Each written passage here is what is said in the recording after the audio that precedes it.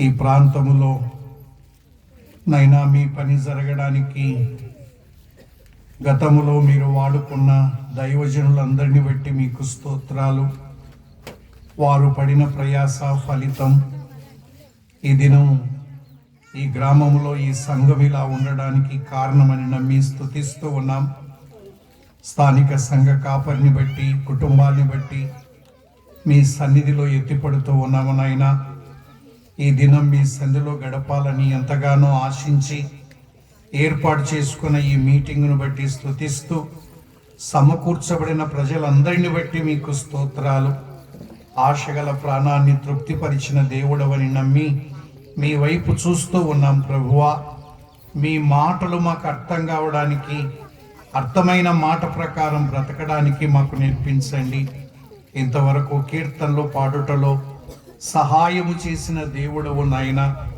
వాక్య ధ్యానములో కూడా నన్ను మరుగు చేసి కేవలం మీ నోటి బురగా మాత్రం వాడుకొని మందరి క్షేమం కొరకై మీ మహిమార్థమై ఈ ధ్యానముడునట్లుగా ఆశీర్వదించమని మా మంచి బోధకుడైన క్రీస్తు యేసు వారి పుణ్యనామమున స్తోత్రము చెల్లించి అడిగి వేడుకొనుచున్నాము తండ్రి. ఆమేన్, ఆమేన్.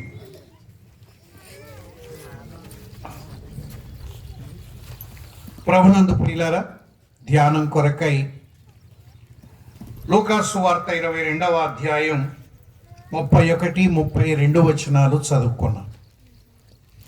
ప్రభు అయిన యేసు క్రీస్తు పేతురుతో పలికిన మాటలు. సీమోను, సీమోను. పేతురుకు ఇంకొక పేరే సీమోను అంటాం. సీమోను అన్నా పేతురు అన్నా ఒకటే కదా. యేసు క్రీస్తు సీమోనుతో పలికిన మాట. ఆ మాటలు శ్రద్ధగా చదివితే సీమోనును అనగా పేతురును 2 సార్లు పిలిచాడు. సీమోను, సీమోను. ఏమన్నాడు తర్వాత? ఇదిగో సాతాను మిమ్మును పట్టి గోధుమలని జల్లించుటకు మిమ్మును కోరుకొనెను. అనగా వారి వెనక ఉన్న అపాయాన్ని చూచి యేసు ప్రభు సీమోను, సీమోను అని పిలిచాడు. ఒక చోట ఒక చిన్న గుడిసె అంటుకుంది. చిన్నగా మంట మొదలైంది. అందరూ చూస్తూ ఉన్నారు. అయ్యో గుడిసె అంటుకుంది అనుకుంటున్నారు. ఒక ఆమె ఎక్కడి నుంచి వచ్చింది, మరుమాట చూడకుండా లోపలికి పరిగెత్తుకొని పోయింది. పరిగెత్తుకొని పోయి ఆ ఉయ్యాల్లో పడుకున్న చంటి బిడ్డను భుజాన వేసుకొని మళ్ళీ పరిగెత్తుకుంటూ పైకొచ్చి బయటకు వచ్చి కేకలేస్తూ ఉంది. అనగా ఆ కాలుతున్న గుడిసెను చూసి అందరూ కాలిపోతుంది అన్నారు, కానీ ఆ గుడిసెలో ఉన్న ఉయ్యాల్లో ఉన్న ఆ చంటి బిడ్డ విషయమై ఆమె పరిగెత్తిన ఆమె మరెవరోగా తల్లి. అంటే ఆ బిడ్డ పట్ల తల్లికున్న శ్రద్ధ కనిపిస్తుంది కదా. ఇక్కడ కూడా సీమోను గురించి దేవుని శ్రద్ధ, యేసయ్య శ్రద్ధ. సాతాను కోరుకుంటే ఏమి, పట్టి ఏమి, జల్లిస్తే ఏమి, పాడు చేస్తే ఏమి అంటే యేసయ్యకు సీమోను పేతురు పట్ల, శిష్యుల పట్ల ఉన్న శ్రద్ధ కనపడుతుంది. సీమోను, సీమోను అని పిలుస్తూ ఉన్నాడు. ఈ ఉదయకాలం ముందు ఆలోచన చేద్దాం. మన పట్ల ఎవరికి శ్రద్ధ ఉంది? ఎప్పుడన్నా ఆలోచన చేస్తారా? మన పట్ల నిజమైన శ్రద్ధ ఎవరికి ఉంది? ఒక్కోసారి మన మీద మనకే శ్రద్ధ ఉండదు. మన మీద మనకే శ్రద్ధ ఉండదు. ఇది తినొద్దు అంటే ఆయన కట్టుకైతుంది, పా తిను అంటాడు. జరిగేదేదో జరుగుతుంది. ఈడ కూర్చోవద్దురా అంటే అయితే మనలే కూర్చుంటే ఏమవుతుంది అంటే మన గురించి మనమన్నా శ్రద్ధ తీసుకోము. కానీ ఈ మధ్యాహ్న వేళ వినండి, దేవుడు మన పట్ల ఎంత శ్రద్ధ కలిగిన వాడో ఆలోచన చేద్దాం.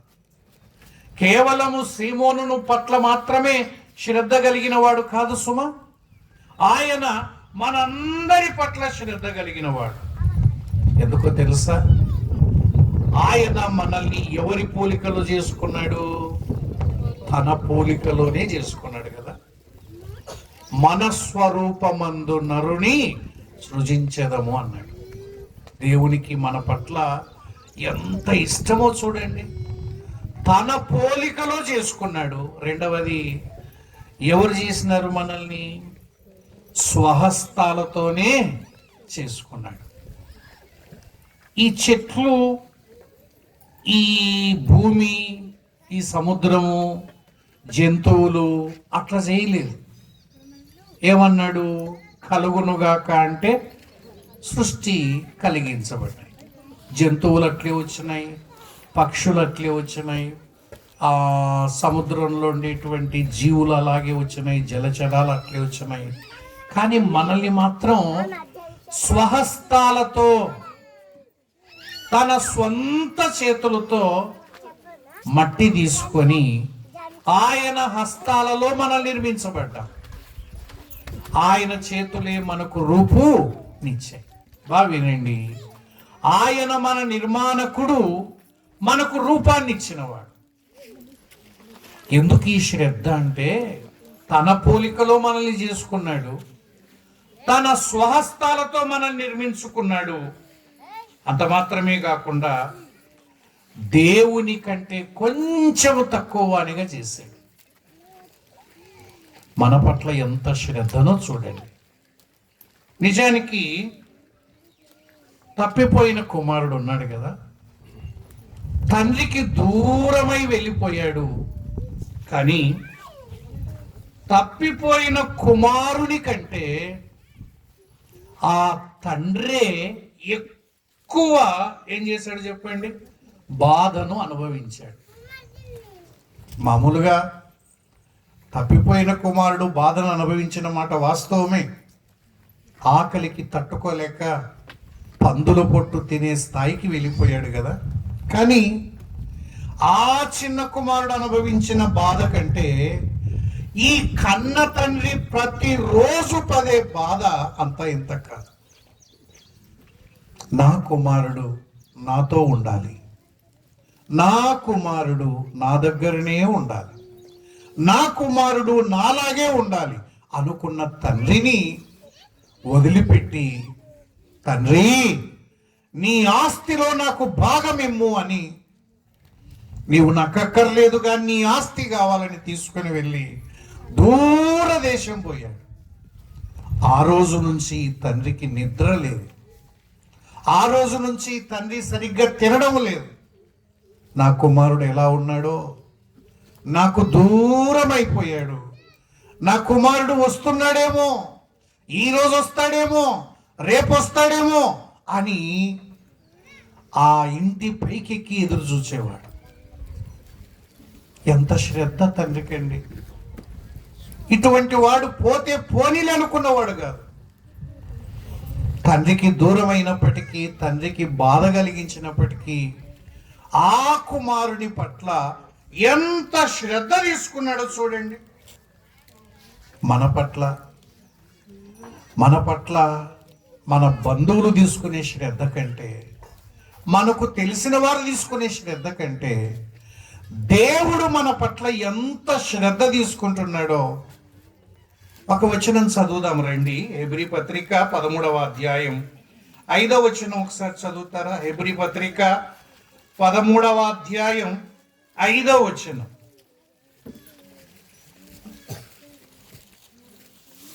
హెబ్రీ పత్రిక 13వ అధ్యాయం 5వ వచనం చూడండి.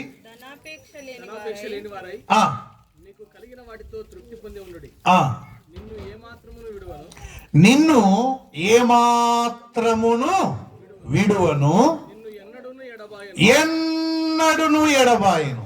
ఈ రెండు మాటలు వింటే ఇంతకంటే ఎవరు శ్రద్ధ తీసుకుంటారో చెప్పండి. మొదటి మాట ఏంటి?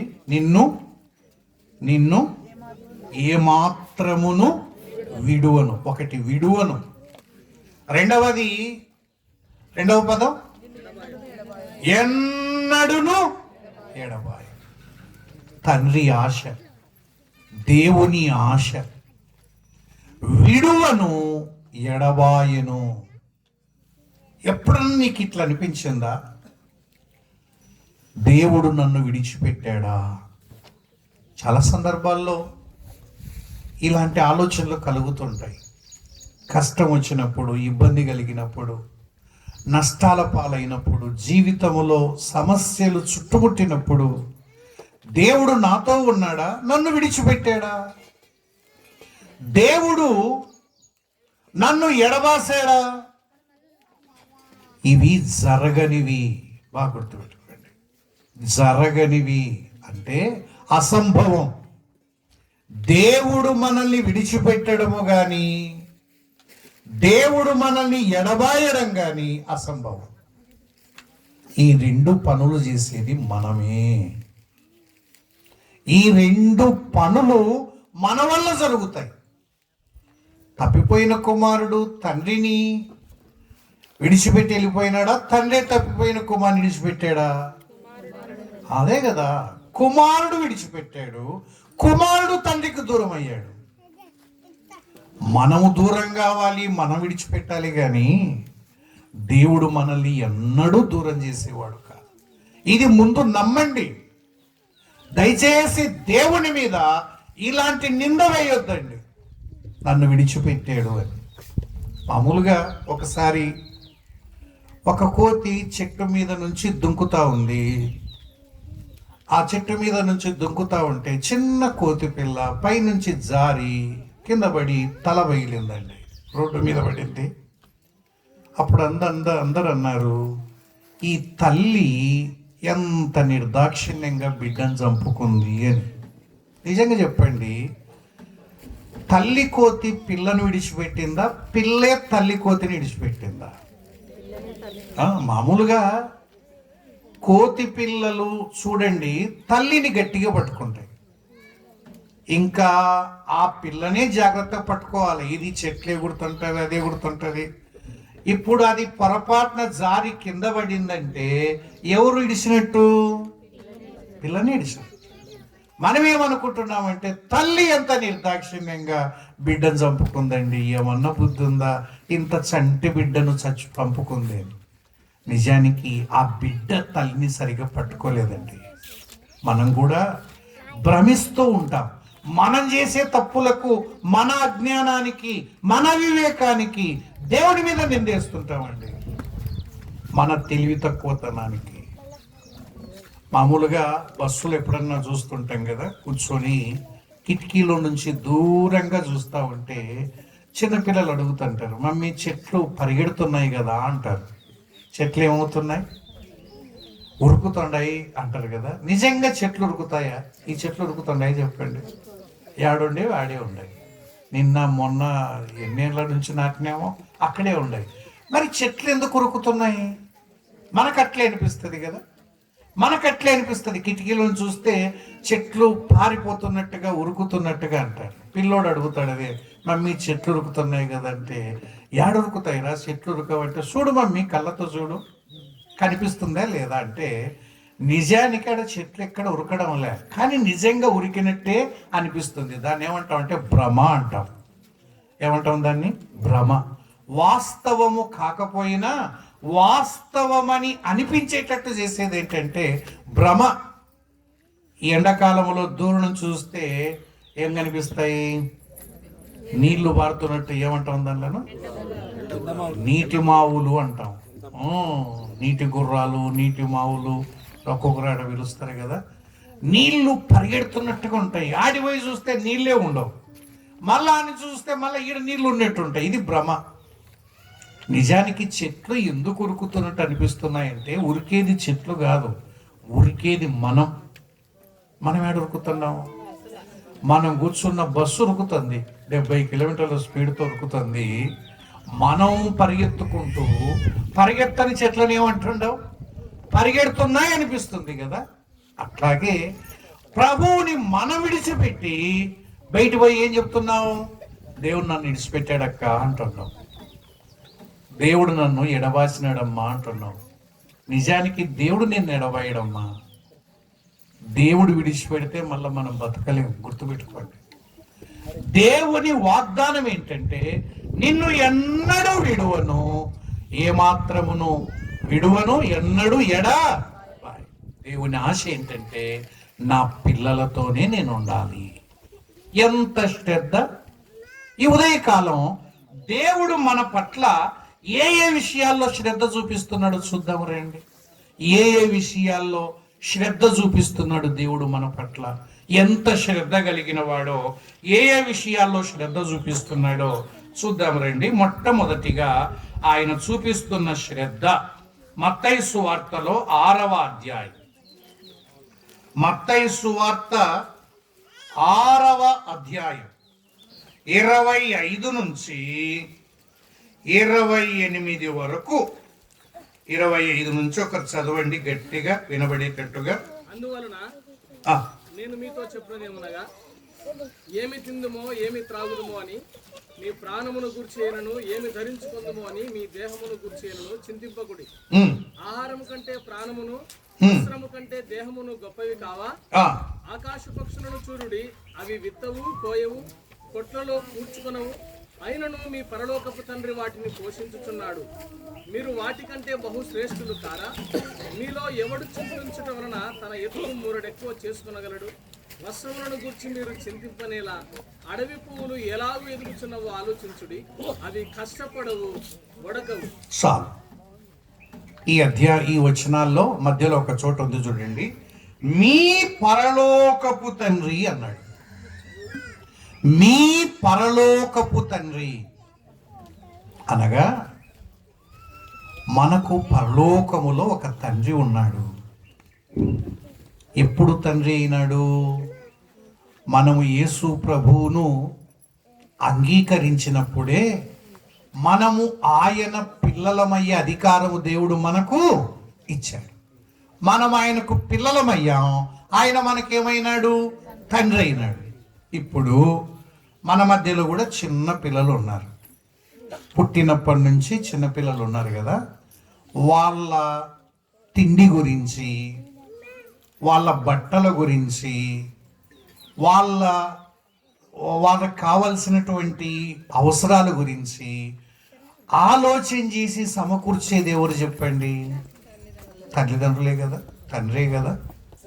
చిన్నపిల్లలకి వాళ్ళకు కూడా సరిగ్గా తెలియవు మాకేం కావాలి అని.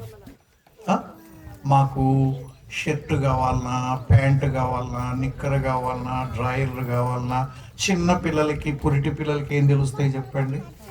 కానీ ఆ తండ్రి ఈ బిడ్డకు ఏది ఎప్పుడు కావాలన్నా అది తెచ్చి పెడుతూనే ఉంటాడు కదా. యేసయ్య కూడా మన పట్ల ఏమిట్లో శ్రద్ధ వహిస్తున్నాడు అంటే, ఏమి తిందుమో, ఏమి త్రాగుదుమో, ఏమి ధరించుకుందుమో, దీని గురించి అస్సలు మీరు పట్టించుకోకండి, నేను చూసుకుంటాను. ఎంత మంచి దేవుడు! ఈ భూలోకంలో మనం బ్రతకడానికి మినిమం ఇవి కావాలి కదా. భూమి మీద బ్రతకాలి అంటే తినాలి, త్రాగాలి, తర్వాత బట్టలు వేసుకోవాలి. ఇవన్నిటి గురించి, మన తిండి గురించి, ఆహారం గురించి, వస్త్రాల గురించి దేవుడు శ్రద్ధ చూపిస్తున్నాడు. నా పిల్లలకి ఆకలి కాకూడదు, నా పిల్లలకి దప్పిక కాకూడదు, నా పిల్లలకి వస్త్రాల విషయంలో తక్కువ కాకూడదు. ఈ విషయంలో ఇంత మంచి దేవుణ్ణి పెట్టుకొని 24 గంటలు మనం వీటి గురించి చింతిస్తే, ఏమి తినాలా, ఏమి త్రాగాల, ఏమి కట్టుకోవాలా, దేవుడు అంటున్నాడు నాకు వదిలేసేయండి అమ్మా, మీకు ఇవన్నీ కావాలని నాకు తెలుసు అన్నాడు. ఇంత గొప్ప దేవుని కలిగి ఉన్నాం. ఒక వచనం చదవండి, 34వ కీర్తన 10వ వచనం చదువుతారా? 34వ కీర్తన 10వ వచనం. 34వ కీర్తన 10వ వచనం. సింహపు పిల్లలు లేవి గలవై ఆకలి గొనును. సింహపు పిల్లలు లేమి గలవై ఆకలి ఆకలిగొనును. యెహోవాను ఆశ్రయించు వారికి యెహోవాను ఆశ్రయించు వారికి ఏ మేలు కొదవై ఉండదు. బావినండి, సింహ పిల్లలతో మనల్ని పోల్చినాడు. సింహ పిల్లలు దేవుని పిల్లలు. బావిడండి, వినండి. దేవుని పిల్లలు సింహ పిల్లలు. అరణ్యములో అన్నిటికంటే బలమైన జంతువు ఏది చెప్పండి? సింహం. అరణ్యములో ఎన్నో జంతువులు ఉన్నాయి. భయము లేకుండా తిరిగే జంతువు ఏది అంటే సింహమే. అందుకే దాన్ని మృగరాజు అంటారు.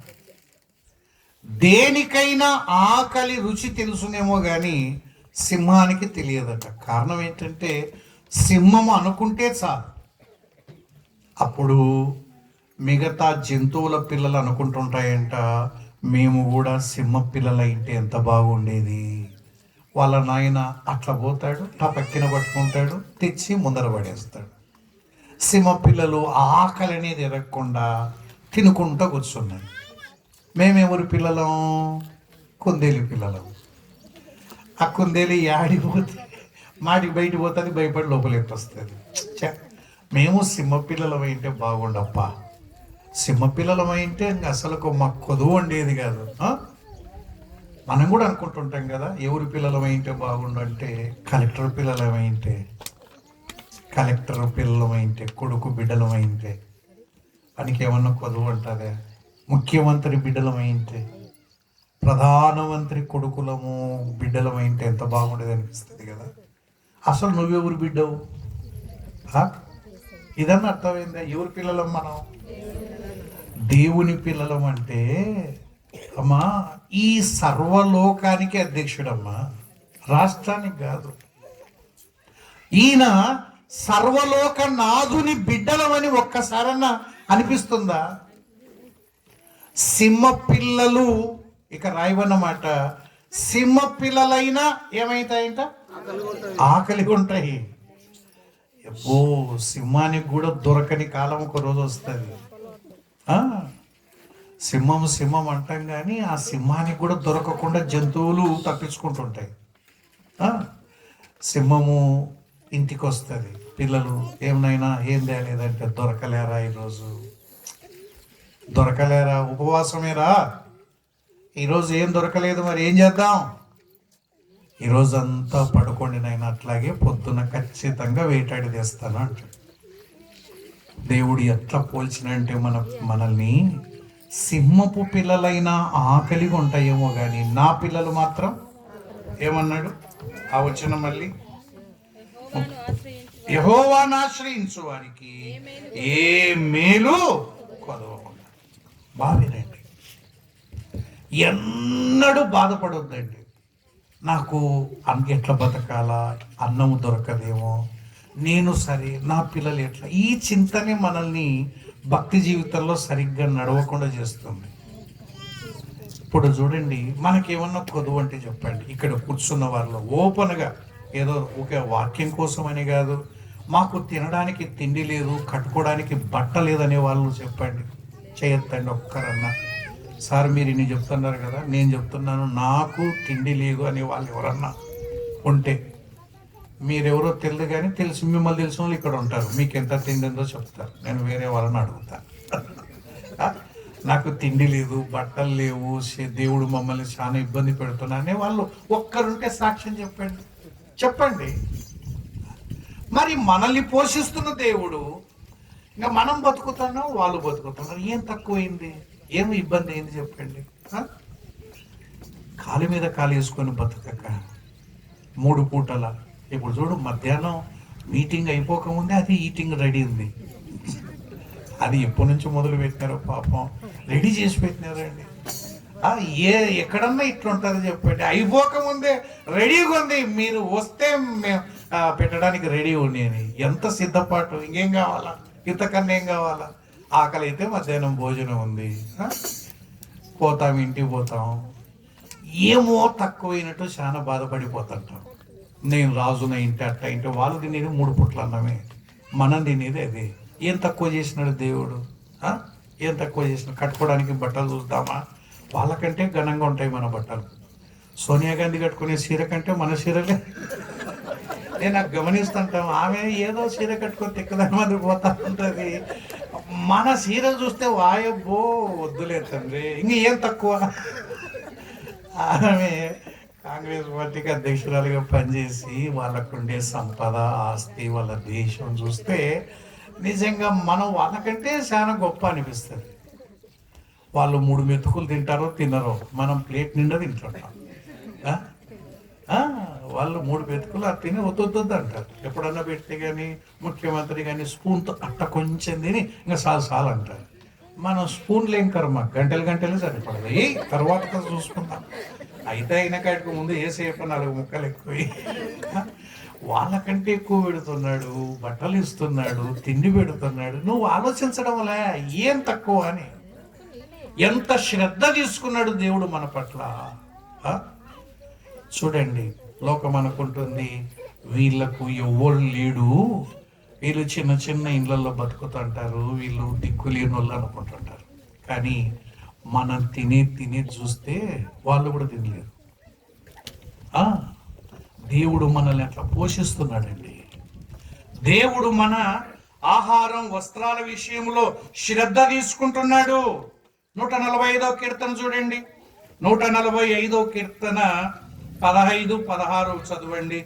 145వ కీర్తన 145. సర్వజీవుల కన్నులు నీ వైపు చూచుచున్నవి, తగిన కాలమందు నీవు వారికి ఆహారం ఇచ్చుదువు.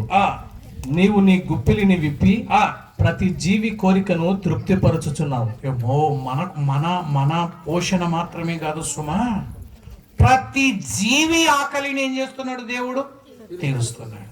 చూడండి, ఒక బర్రె, ఒక ఎద్దు, ఒక ఆవు, ఒక కీటకం, ఆఖరికి చిన్న గొంగలి పురుగు, క్రిమి కీటకాలు, ప్రతి జీవి దేవుని కొరకు చూస్తున్నాయి. ఎప్పుడు గుప్పిలి విప్పుతాడా, మా ఆకలి ఎప్పుడు తెరుస్తాడా? ఆకాశ పక్షులు ఎన్ని ఉంటాయి చెప్పండి. ఆకాశాల్లో తిరిగేటువంటి కాకులు, పిట్టలు ఏమేమో ఉన్నాయి. కానీ వాటిని ప్రతి దినము పోషిస్తున్నాడు కదా. నిజానికి వాటి తండ్రి కాదు, మన పరలోకపు తండ్రి వాటిని పోషిస్తున్నాడు.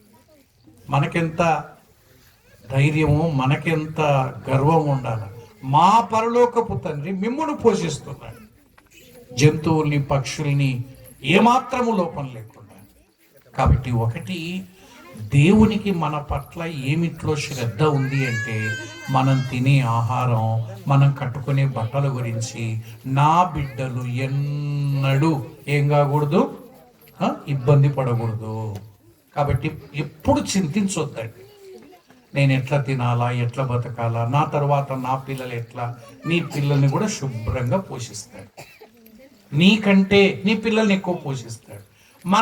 మన తల్లిదండ్రుల కంటే మనల్ని ఎక్కువ పెట్టలేడా? ఇప్పుడు చెప్పండి, ఒక 50 ఏళ్ళు ఎన్నికివ్వండి, మీ నాయనోళ్ళ కథ చూడండి, మీ నాయనోళ్ళ ఇండ్లు చూడండి, మీ నాయనోళ్ళ బట్టలు చూడండి.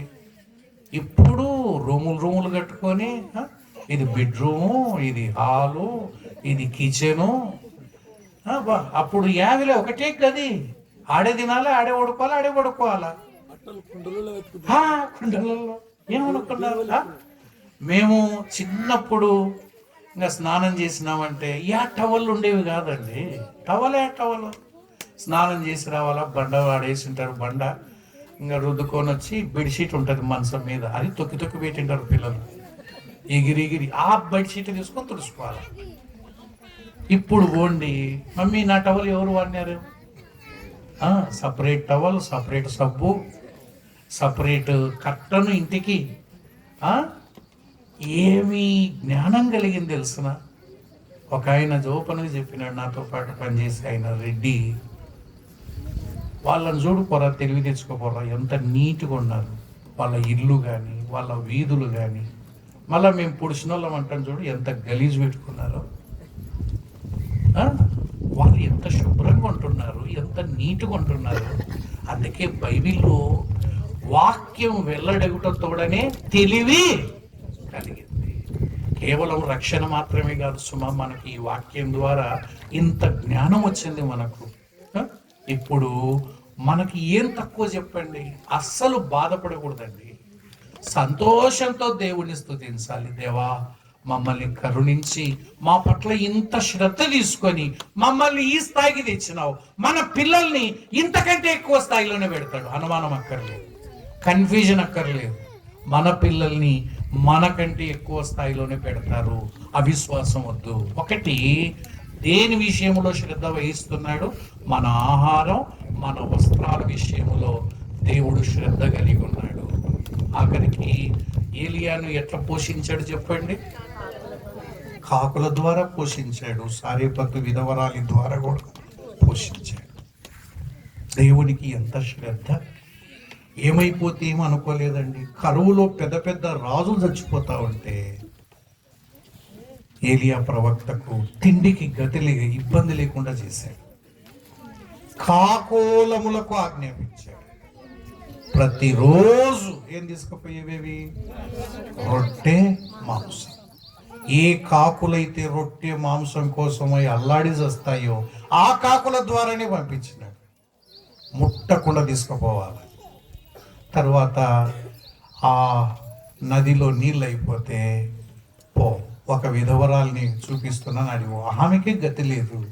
కానీ దాసుని పంపించి ఆ గంపలో పిండి అయిపోవడం లేదు, బుడ్డిలో నూనె అయిపోవడం, అందరూ ఇంకా అయిపోయింది, ఆహారం అయిపోయింది, చనిపోతున్నారు. ఈ ఇంటిలో ఉండే తల్లి, కూతురు, తన కుమారుడు, ఈ తల్లి, ఈ ప్రవక్త దర్జాగా ప్రతిరోజు రొట్టెలు తిని బతుకుతున్నారు. పిండి ఎంత ఉంది అనేది ముఖ్యంగా, ఇంతొన్నా చాలు. అయిపోని పిండి ఇంతొన్నా చాలు. అయిపోయే పిండి ఇంతొన్నా ఒకరోజు అయిపోతుంది. ఇంతొన్నా ఎన్నాళ్ళు ఉంటాయి చెప్పండి? ఏదో ఒక రోజున అయిపోకపోక తప్పదు. కానీ ఇది అయిపోని పిండి ఇంతొన్నా చాలు. మనకు కూడా దేవుడిచ్చేది ఎంతైనా అది ఎన్నడూ తరగదు. గుర్తుపెట్టుకోండి. ఒకటి, దేవుడు మన పట్ల, మన భౌతిక అవసరాల మీద దేవుడు శ్రద్ధ చూపిస్తున్నాడు.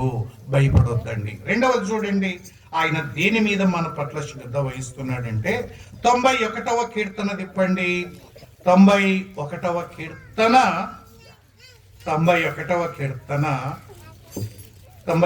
కీర్తన 3వ వచనం ముందు చదువుదా. వేటగాని ఊరిలో నుండి ఆయన నిన్ను విడిపించును, నాశనకరమైన తెగులు రాకుండా నిన్ను రక్షించును. 6వ వచనం, చీకటిలో సంచరించు తెగులుకైనను మధ్యాహ్నమందు పాడు చేయు రోగమునకైనను నీవు భయపడకుందువు. తెగులుకైనను రోగముకైనను నీవు భయపడకుందువు అంటే మన ఆరోగ్య విషయాలలో దేవుడు శ్రద్ధ తీసుకుంటున్నాడు. బాగా వినండి. మనకు ఇప్పుడు ఆరోగ్యంగా ఉన్నాం కాబట్టి ఇక్కడ కూర్చున్నాం కదా.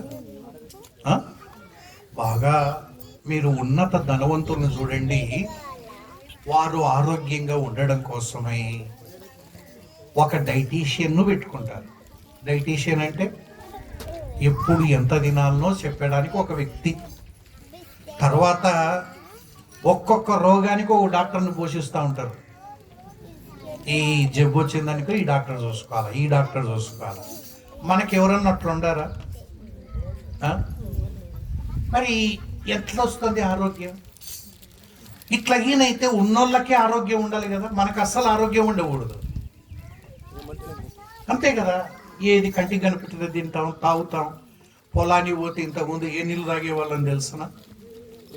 ఇప్పుడు వర్షాలు పడితే ఇక్కడ నీళ్లు నిలబడతాయి చూడు గుంతలలో. ఇట్లా అనుకొని దాని మీదనే చిన్న చిన్న పురుగులు ఉండేవి, దోమలు ఇట్లా అనుకొని ఇట్లా దోసి నీళ్ళు తాగేది.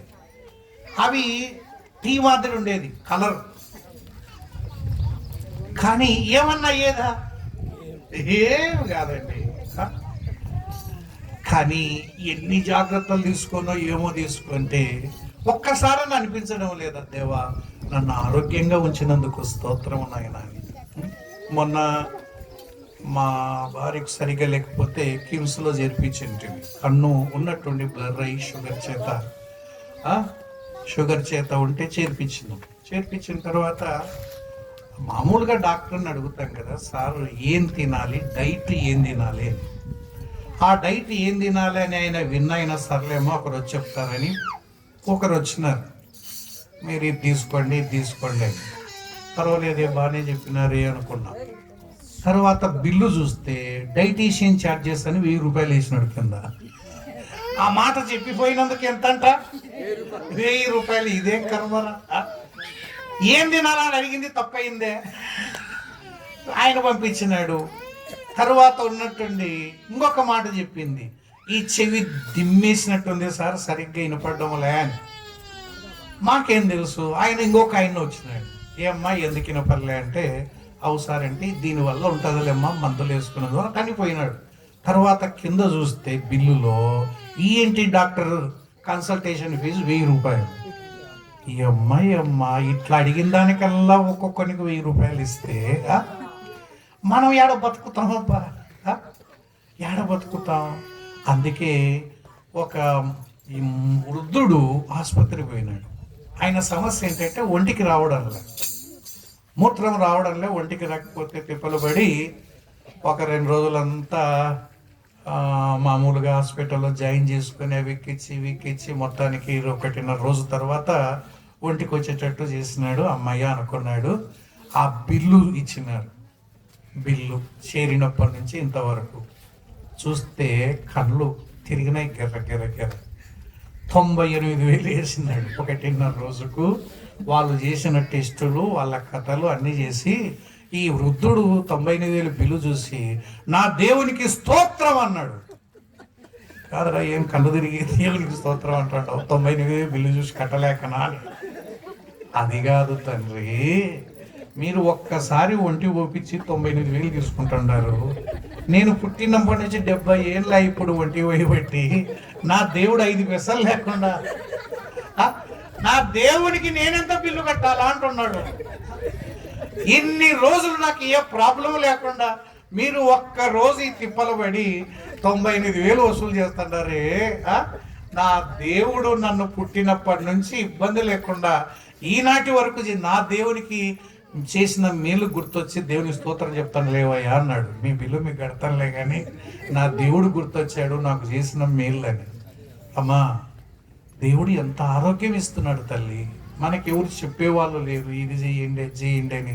ఏదో దొరికింది తింటున్నాం, కానీ దేవుడు మనల్ని కాపాడుతున్నాడు. మన పిల్లలు ఆరోగ్యవంతంగా వచ్చినాడంటే మన ఆరోగ్య విషయంలో దేవుడు ఎంత జాగ్రత్త తీసుకున్నాడు. ఒక్కసారి హాస్పిటల్ పడితే తెలుస్తుంది మన కథ. మనం బతకలేమండి, ఆ బిల్లులు కట్టలేము, మనం జీవించలేము. మన జీవితాలకు మన బతుకులకి ఆ కార్పొరేట్ చేసే వాళ్ళు ఆ బిల్లులు కట్టి మనం బతకలేము సుమా. దేవుడు ఆరోగ్యం ఇస్తున్నందుకే బ్రతుకుతూ ఉన్నాం. దేవుడు ఆరోగ్యం ఇస్తున్నందుకు బతుకుతున్నాం. ఆయన ఏ రోగమును రానివ్వను అంటున్నాడు. ఆరోగ్య విషయంలో శ్రద్ధ చూపిస్తూ నా పిల్లలు ఆరోగ్యంగా పెరగాలి, నా బిడ్డలు ఆరోగ్యంగా ఎదగాలి.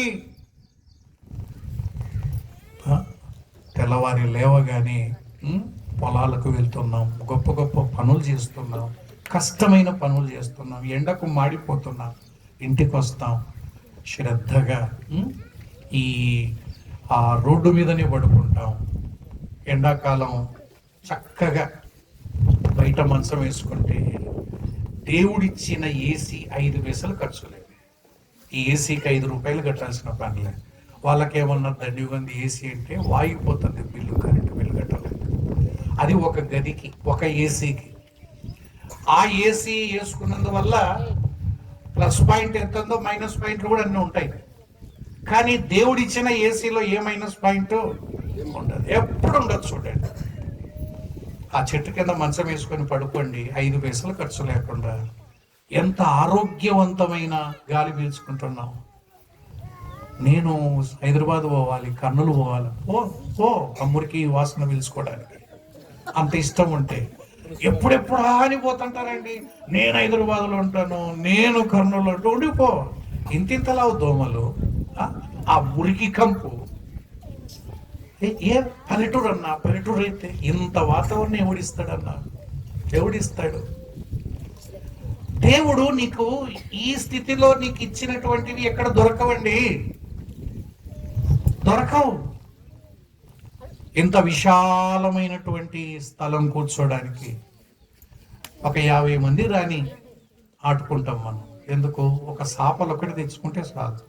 ఏడో పడుకుంటారు వేసుకొని వాళ్ళే. 5 మంది ఓండి టౌన్కు ఎప్పుడు పోతారా అని చూస్తాడు. ఎందుకు లోపల కూర్చోనికి స్థలం ఉండదు, కూర్చోనికి 3 రూములు ఉంటాయి. మంచం వేస్తే తిరగలేరు, పెట్టలేరు.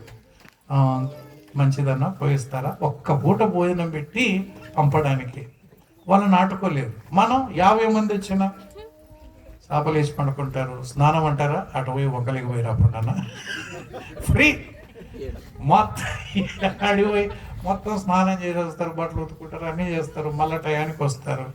ఎంత ఒక్క ముద్ద అన్నం పప్పు పెడితే చాలు, ఏం అవసరం లేదు. అన్నం సాంబార్ 2 శుభ్రంగా తింటారు. ఇంకొక 5 రోజులు ఉండమంట.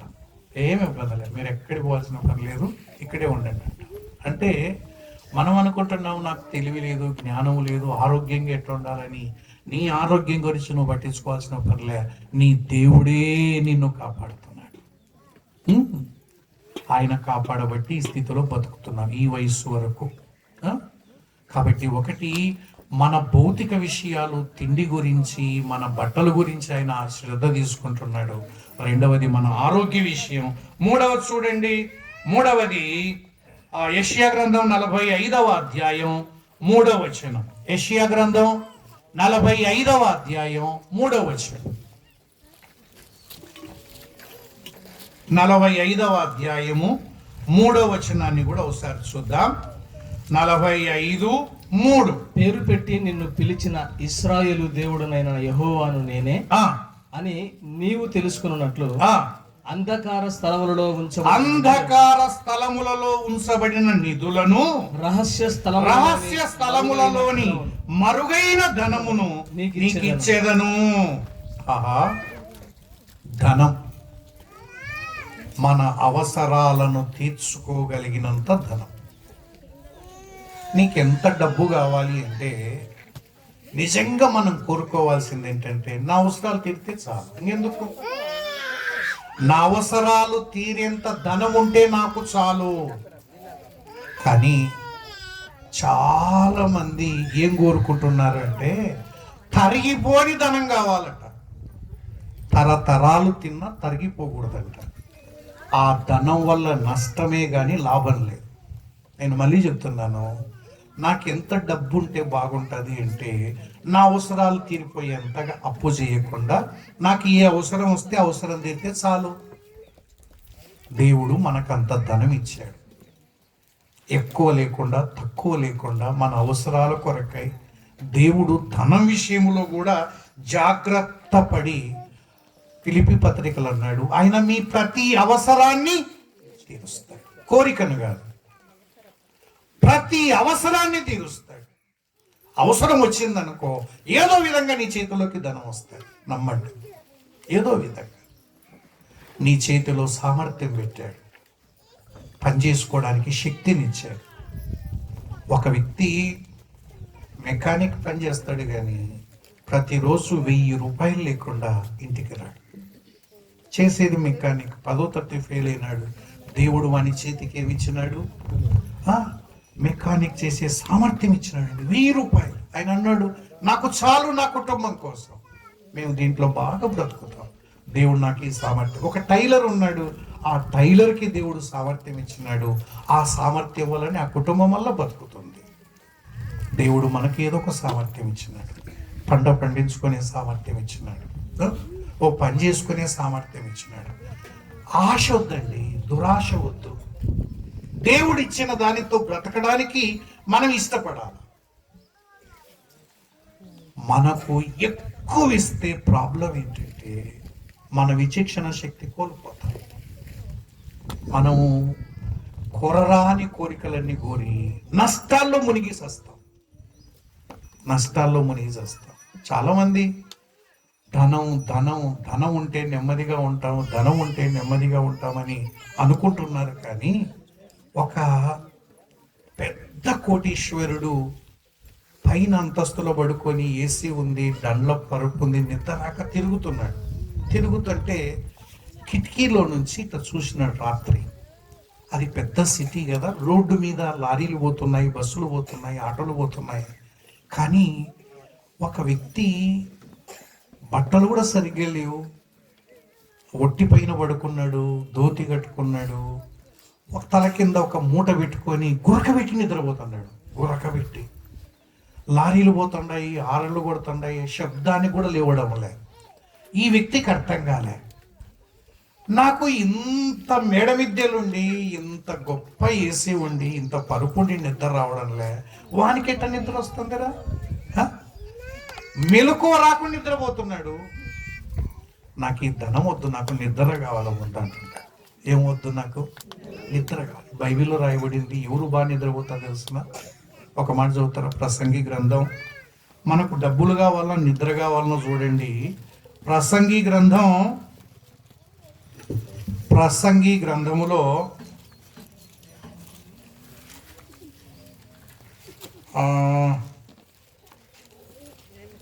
చూద్దాం, చూడండి. 5వ అధ్యాయం, ప్రసంగి గ్రంథం 5వ అధ్యాయము 11, 12 చదువుదాం. 11, 12. ఆస్తి ఎక్కువైన ఎడల దాన్ని భక్షించు వారును ఎక్కువ గుదురు. కన్నులారా చూచుటయే గాక ఆస్తిపరునికి తన ఆస్తి వలన ప్రయోజనమేమి? కష్టజీవులు కొద్దిగా తినను. ఏ జీవులమ్మా మనం? చాలు ఈ పదం చాలు. మనం కష్టజీవులు, ఇది పెద్ద ధన్యత. మనం సుఖజీవులుగా వద్దు. చాలా మందికి ఏ జీవులకు బ్రతకాలని? సుఖజీవుల వల్ల నష్టమే కానీ లాభం లేదు. కష్టజీవులు, ఇది ధైర్యంగా చెబుదాం. ఎవరు మీరంటే మేము కష్టజీవులు. చదువు. కష్టజీవులు కొద్దిగా తినను,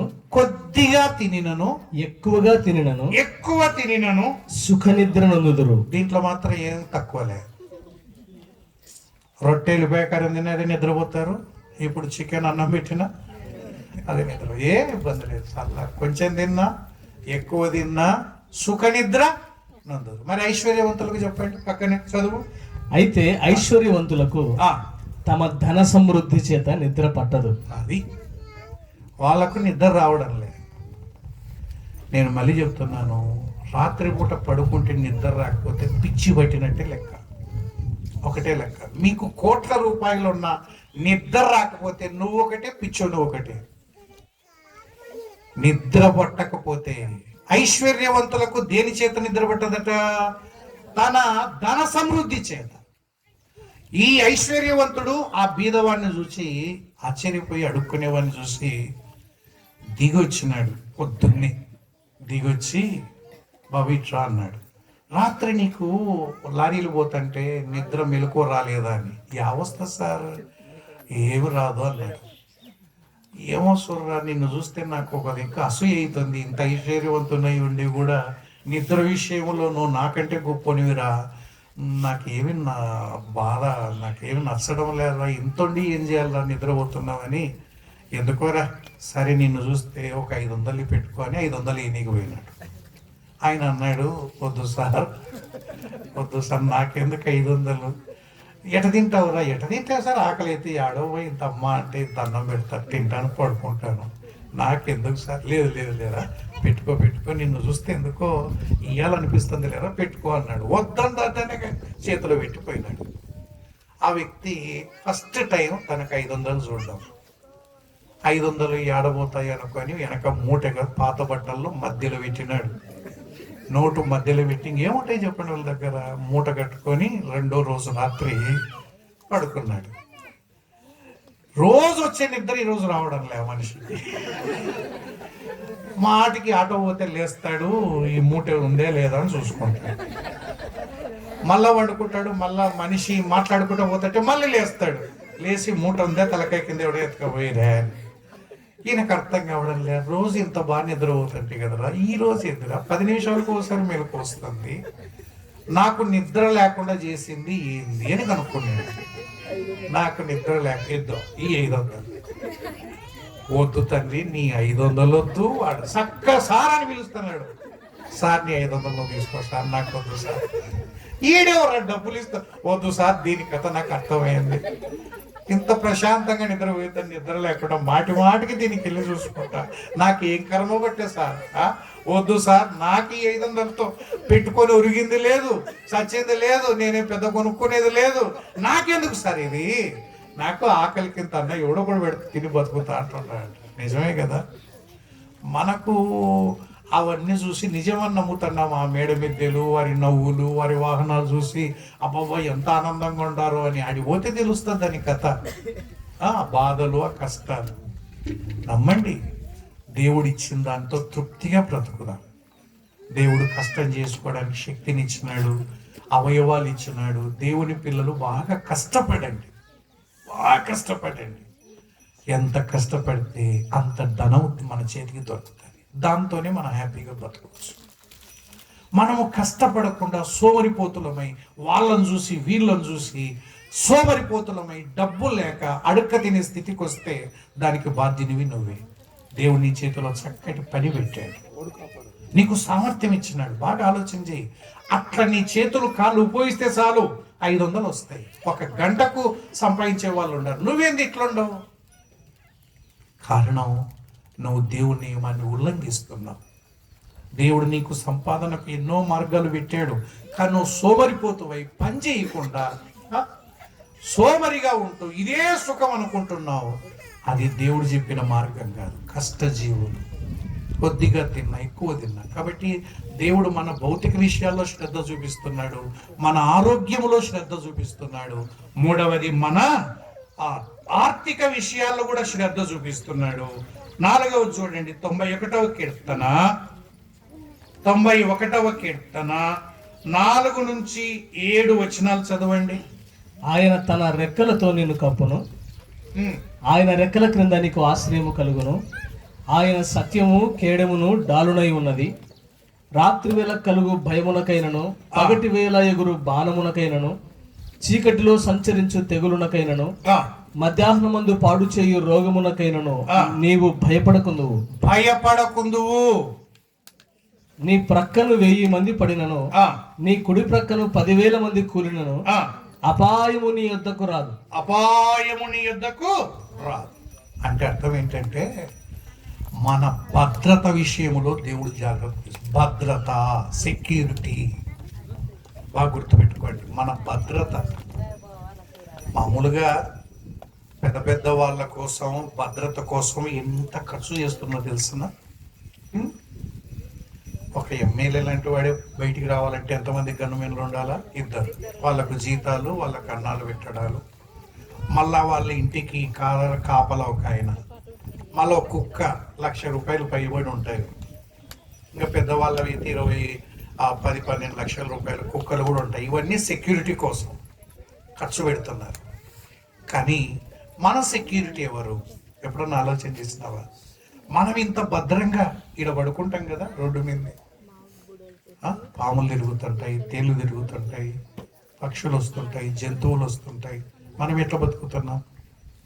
మనకే సెక్యూరిటీ లేదే. ఎప్పుడన్నా ఆలోచన చేసినావా మనం ఎట్లా బతుకుతున్నామబ్బా? దేవుడు అన్నాడు, ఏ అపాయాన్ని నీ దగ్గరికి రానీయను అన్నాడు. మనం నిద్రపోతున్నాం కానీ ఇశ్రాయేలును కాపాడువాడు కొనుకడు, ఆయన నిద్రపోవడం లేదమ్మా. నువ్వు ఎక్కడన్నా పడుకో, ఆయన నిద్రపోవడం లేదు. 121వ కీర్తన కూడా చూద్దాం. 121వ కీర్తన 121 7వ వచనాన్ని చదువుదాం. ఏ అపాయమును రాకుండా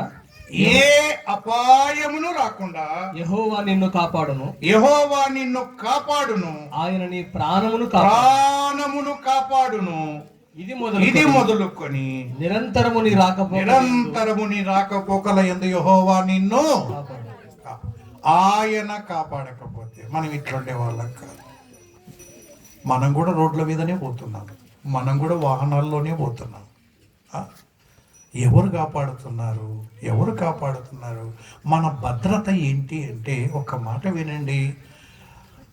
రాష్ట్రపతిగా ప్రమాణ స్వీకారం చేసిన మరుక్షణమే ఆమె భద్రత ఎవరు తీసుకుంటారు? ఆ బలగాలని పేరు పెట్టింటారు, ఒక్కొక్కరికి బలగాలు. ఆ బలగాల సెక్యూరిటీ లేకపోతుంది ఆమె. ఇంకా ఆమెను కంటికి రెప్పలా కాపాడుకోవాల్సిన బాధ్యత ఎవరిది? ఆ బలగాలు, సెక్యూరిటీ. వాళ్ళ పర్మిషన్ లేకుండా ఎక్కడికి కూడా పోకూడదు ఆమె. ముఖ్యమంత్రి కానీ, ప్రధానమంత్రి కానీ, ఆ ఎస్పీజీ బలగాలు ఏవో పేర్లు వింటుంటాం కదా, వాళ్ళు కొన్ని 100 మంది 1000 మంది ఉంటారు కంటికి రెప్పలా కాపాడుకోవడం కోసం. కానీ ఇందిరాగాంధీని చంపింది ఎవరు? ఆమెను కాపాడుకునే వాళ్ళే. ఇంకా ఏడ భద్రత ఉంది చెప్పండి? ఆ? ఆమెను భద్రంగా చూసుకోమని కావలి కాయడం కోసం గన్నులు ఇస్తే వాళ్ళు వెనక్కి తిరిగి మేము కాలిస్తే ఏం భద్రత అండి? ఎంతమందిని పెద్ద పెద్ద వారిని లేపేస్తున్నారంటే ఆ భద్రత కాదు. దేవుడు మనకిచ్చిన భద్రత ఏంటి తెలిసిన? యేసు ప్రభు నమ్ముకున్న మరుక్షణాన నువ్వు ఆయన భద్రత కిందకి వెళ్ళిపోతావు. మనం ఒక వచనం 34వ కీర్తన చదవండి, 7వ వచనం. 34వ కీర్తన 7వ వచనం. 34వ కీర్తన 7వ వచనం. యెహోవా యందు భయభక్తులు గల వారి చుట్టూ ఆ ఆయన దూత కావలి ఉండి వారిని రక్షించు. మన సెక్యూరిటీ ఎవరు చెప్పండి? దేవుని దూత. దూతలకు శరీరము లేదు మనలాగా, అందుకే కనపడరు. దేవదూతలు కోటాను కోట్ల మంది ఉన్నారు.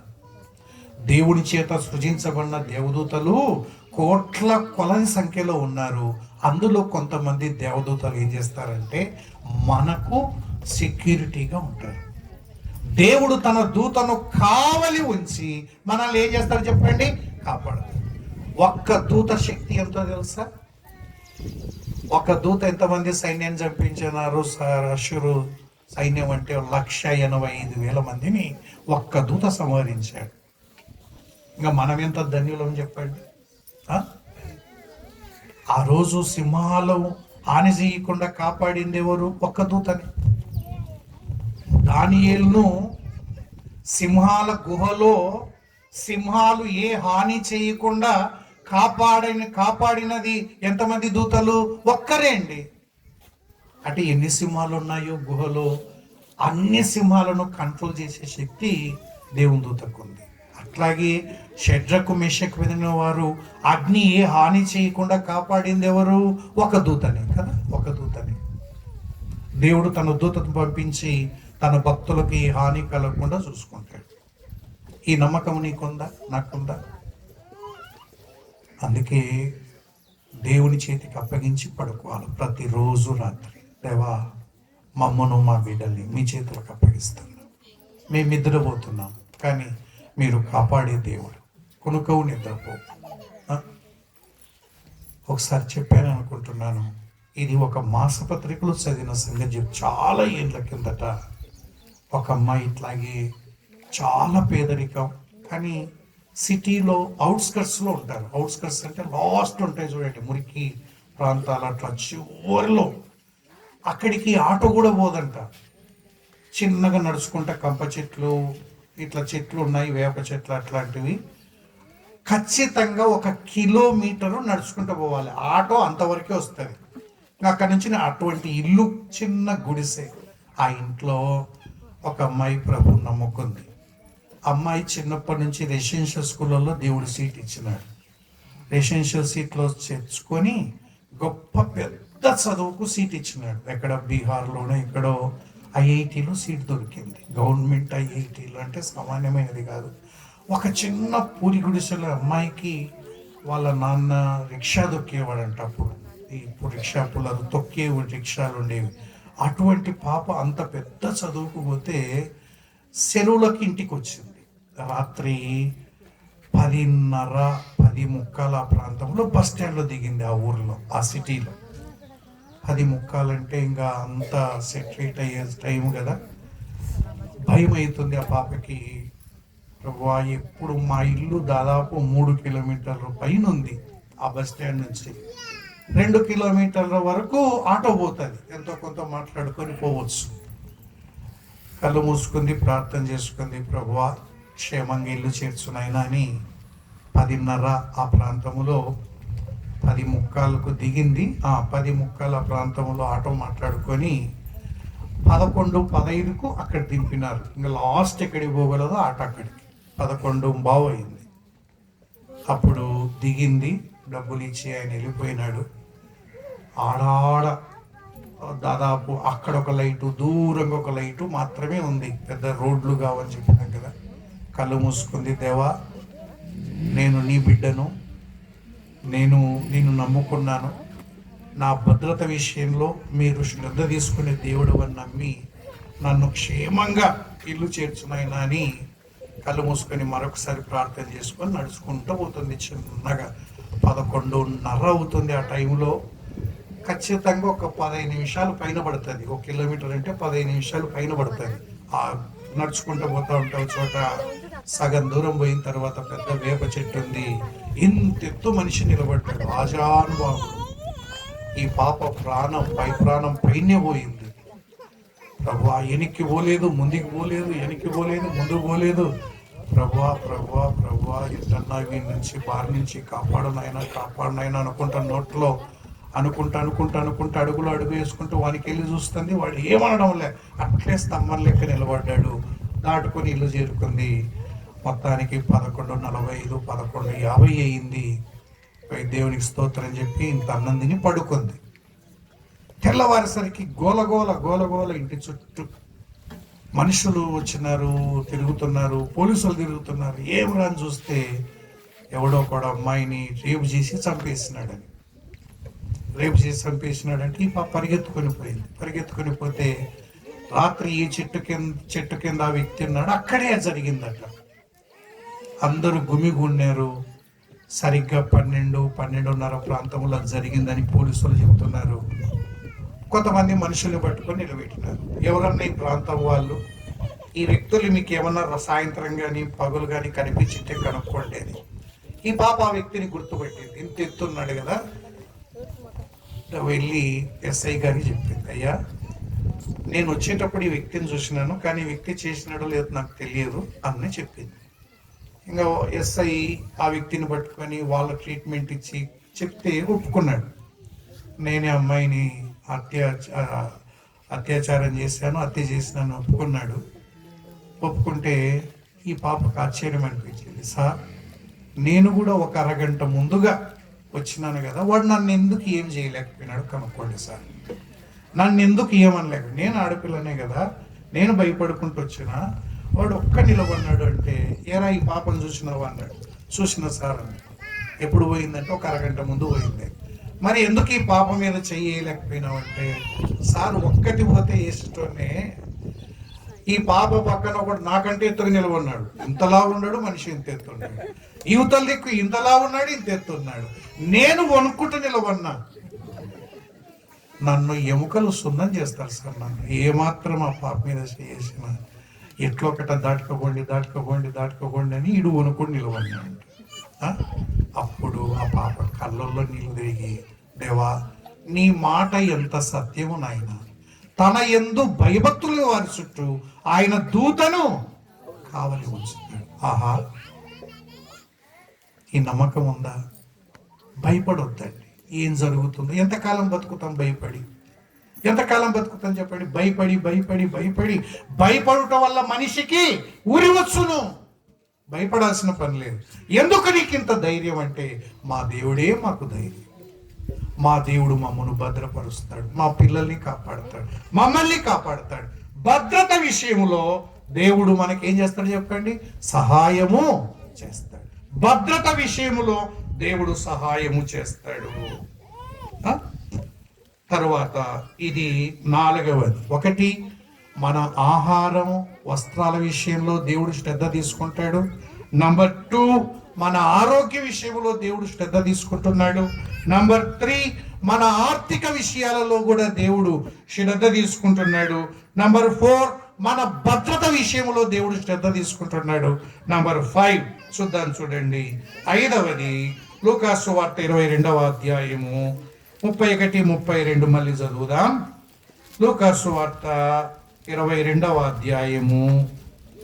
సీమోను, ఇదిగో సాతాను మిమ్మను పట్టి గోధుమల వలె జల్లించుటకు మిమ్మను కోరుకునేను గాని నీ నమ్మిక తప్పిపోకుండానట్లు. ఏం తప్పిపోకున్నట్లు? నీ నమ్మిక తప్పిపోకున్నట్లు. నిజమే, మనం కూడా విశ్వాసులమే. కానీ ఎంత విశ్వాసం ఉంది మన దగ్గర? ఎంత విశ్వాసం ఉంది తెలుసా?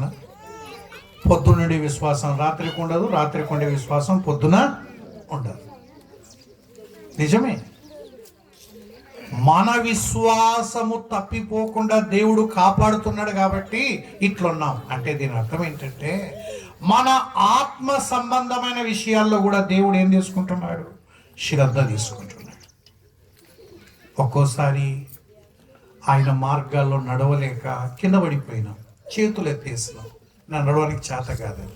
అప్పుడు దేవుడే మనల్ని ఎత్తుకొని తన భుజం మీద పెట్టుకొని నడిపించుకొని పోయినాడు. ఒక్కోసారి మన విశ్వాసం లేని మాటలు మాట్లాడినాం.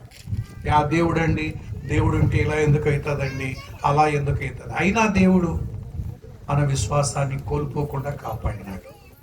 ఎంత మంచి దేవుడు అండి. మన ఆత్మీయ విషయాల్లో ఇంత జాగ్రత్త తీసుకుంటున్నాడు కదా. మన విశ్వాసాన్ని కాపాడుతున్నాడు, మన భక్తిని కాపాడుతున్నాడు. కొంచెం అటు ఇటు జరిగిన కానీ మళ్ళా సెటిల్ చేస్తున్నాడు, మళ్ళా దేవుని దగ్గర తీసుకొస్తున్నాడు, వాక్యం వినిపిస్తున్నాడు, మళ్ళీ మనం సరి చేసుకోవడానికి సాయం చేస్తున్నాడు. ఆత్మీయ విషయాల్లో కూడా దేవుడు మనకు జాగ్రత్త చూపిస్తూ ఉన్నాడు. మన ఆత్మీయ విషయాల్లో మనము ఈరోజు ఇంతగా అభివృద్ధి చెందడానికి చూడండి, పాటలు పాడుతున్నాం కదా. ఎస్పి బాలసుబ్రహ్మణ్యం దగ్గర పోయి ట్రైనింగ్ తీసుకున్నారా మీరు? తీసుకోవాలి. ఏం తీసుకోవాలి? ఆ పాటలు పాడడానికి దేవుడు మనకు వరం ఇచ్చినాడు. పల్లెటూరు వాళ్ళు ఏం తెలియదు, సరిగమపా తెలుసునా మీకు? పాట పాడే వాళ్ళకు సారీ అని తెలుసునేమన్నా? సరిగమలు తెలియవు, ఏం తెలియవు. కానీ అద్భుతంగా పాటలు పాడడానికి దేవుడు వరం ఇచ్చాడు. పాటల్లో అభివృద్ధి, విశ్వాసముల అభివృద్ధి, వాక్యముల అభివృద్ధి. ఎంత దేవుడు మనకు సిలబస్ కవర్ చేశాడు, ఎన్ని విషయాలు మనకు బోధించాడు. లోకంలో పెద్ద పెద్ద జ్ఞానులకు లేనటువంటి భాగ్యం దేవుడు మనకిచ్చాడు. ఎంత విశ్వాస సంబంధమైన జ్ఞానం, ఆత్మ సంబంధమైన విషయాల్లో దేవుడు శ్రద్ధ చూపిస్తున్నాడు. చివరిది 6వది చూడండి. 6వది ఆత్మ సంబంధమైన విషయాల్లో దేవుని జాగ్రత్త చూస్తాం. 6వది తిమోతికి రాసిన 2వ పత్రిక 4వ అధ్యాయం 5వ వచనాన్ని కూడా చదువుదాం. తిమోతికి రాసిన 2వ పత్రిక 4వ అధ్యాయం 5వ వచనాన్ని కూడా చూద్దాం. 4 అయితే నీవు అన్ని విషయములలో మితముగా ఉండము, అన్ని విషయములలో మితముగా ఉండము, శ్రమపడు. అన్ని విషయాలలో దేవుడు ఇంకా ఇది అదిని పేరు పెట్టడం ఎందుకు? ఎన్ని రాసుకుంటాం? ఏ ఏ విషయాల్లో శ్రద్ధ కలిగి ఉన్నాయంటే ఆరోగ్యం, ధనం, ఇవన్నీ ఎన్ని చెప్పాలి? కాబట్టి లాస్ట్కి ఎన్ని విషయాల్లో మన పట్ల శ్రద్ధ? అన్ని విషయాలలో దేవుడు మన పట్ల శ్రద్ధ కలిగినాడు. అన్ని విషయాలలో శ్రద్ధ కలిగినాడు. ఇంత శ్రద్ధ కలిగిన దేవుణ్ణి మనం ఎంతగా ఆరాధించాలి, ఎంతగా స్తుతించాలి. దేవా, నాకు బ్యాక్గ్రౌండ్ ఎవరు లేరు నాయనా, నాకు ధనము లేవు, ఆస్తులు లేవు, ఐశ్వర్యాలు లేవు, నా వెనుక గొప్పవారు లేరు, కానీ నన్ను, నా కుటుంబాన్ని ఈరోజు ఈ స్థితిలో ఉంచావంటే నీకు స్తోత్రమని తల వంచి మనసారా దేవుని స్తుతిద్దాం. ఆ దేవుడు మనకున్నంత కాలం ఏ విషయంలో మనకు కొదవలేదు. సంతోషంగా ఆనందించండి, సంతోషంగా ప్రభువును స్తుతించండి, భక్తిలో ముందుకు సాగుదాం. దేవుడు ఈ మాటలు మన మేలు కొరకై ఆశీర్వదించునుగాక. ఆమేన్.